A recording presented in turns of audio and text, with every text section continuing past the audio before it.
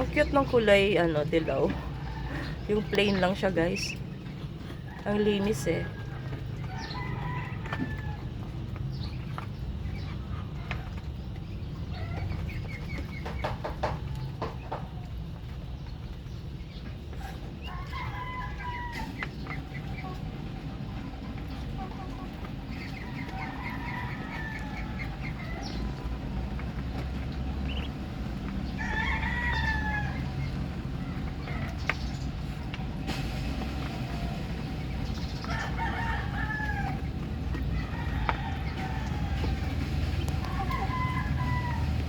Punta na yan sila sa sa tubig, guys. Ayan.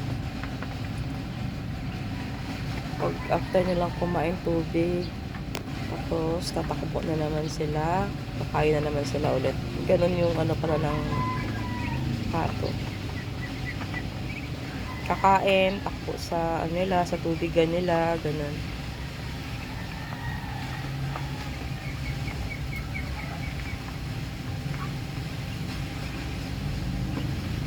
Nakakatuwa tong mga ganito, guys.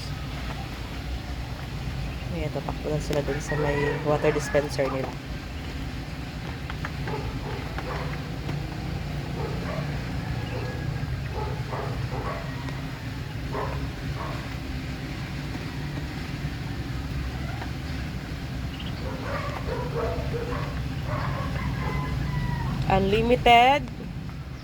Unlimited food.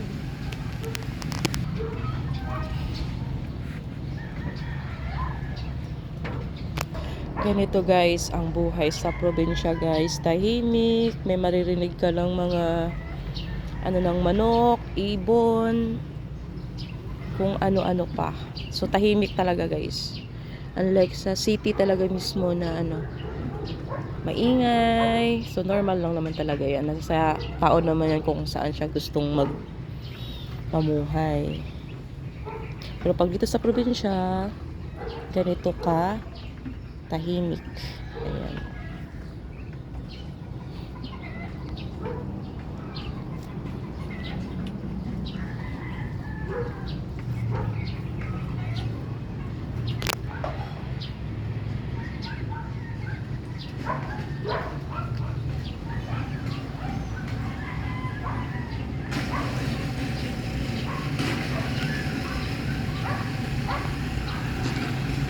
Ayan sila, masipag talaga yan.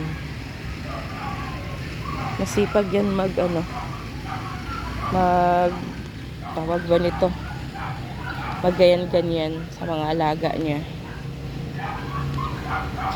Ito yung mga okra, tanglad, sile.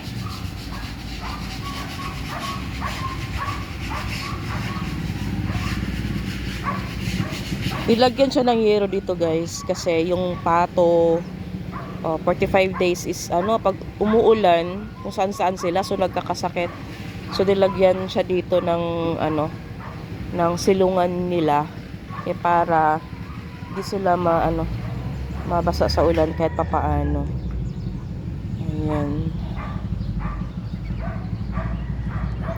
Ayan, guys, share ko lang po